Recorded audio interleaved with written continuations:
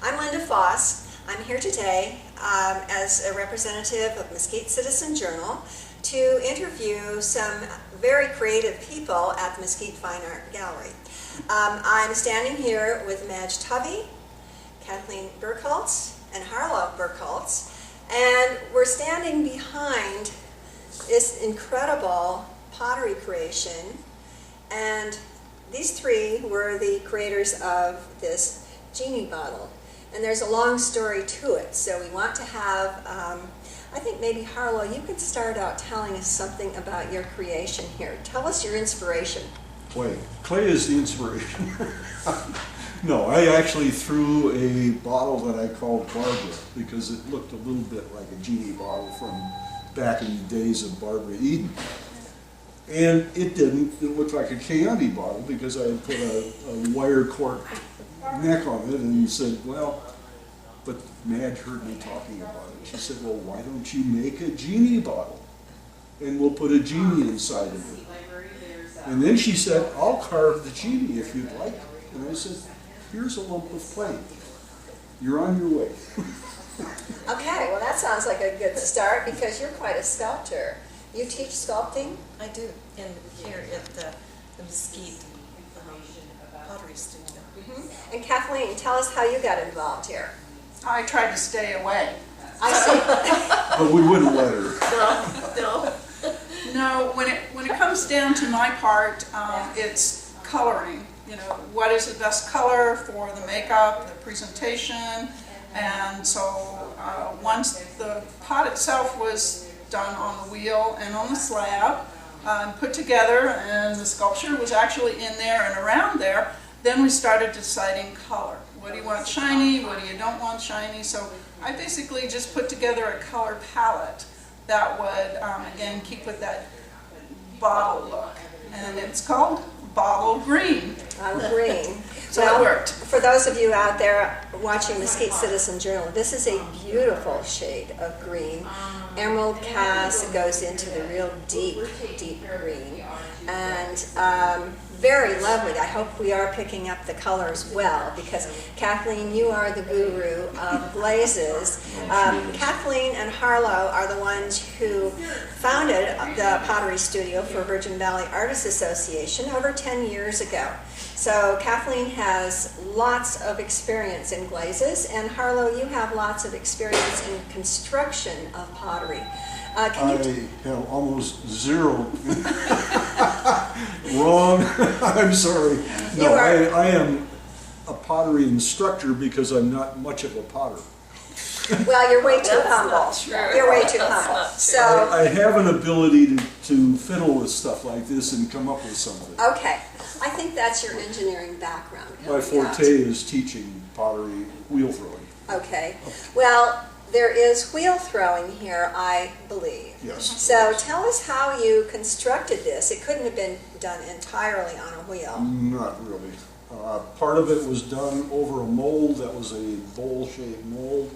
The clay was patted onto it and shaped, and then flipped over and had a base. I threw a base and put a base underneath it because I needed space underneath for a battery pack and for the lighting controls and whatnot. Okay, this is getting a lot more I don't know if you're going to be able to to show that, but there are lights inside of this with Genie.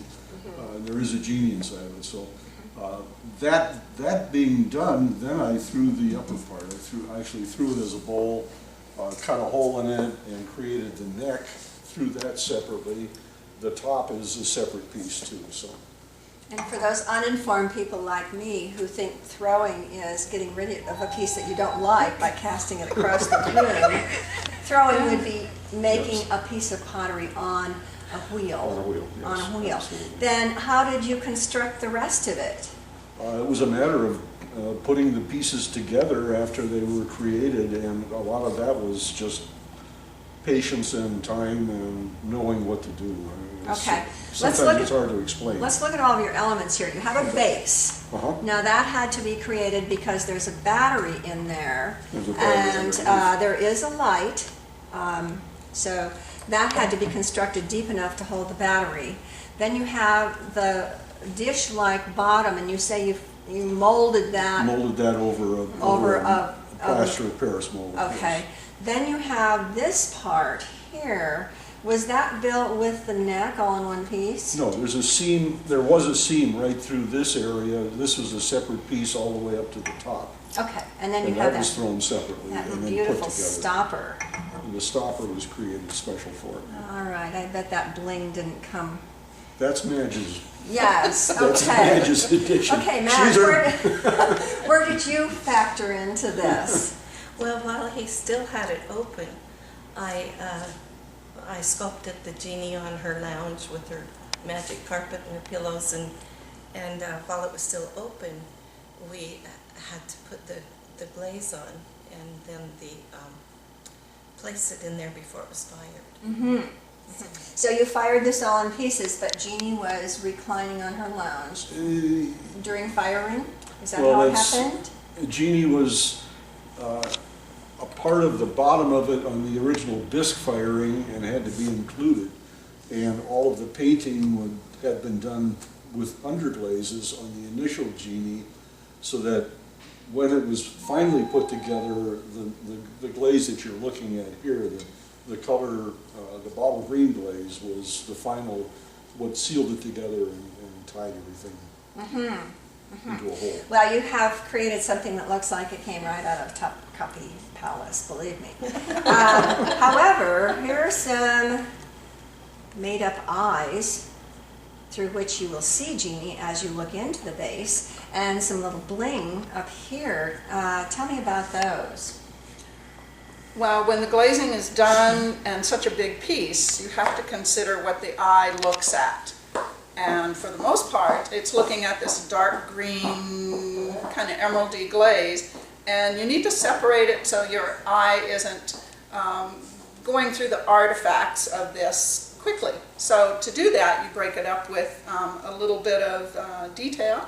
So we added a little, little bling to it, which is just a crafty thing that you would normally do. And again, adding a slight bit of coloring. Are those applied before firing? or No, after? these are all afterwards. They are later applications. We sent the fired bottle home with Madge and said, don't bring it back until you've got it blinged out.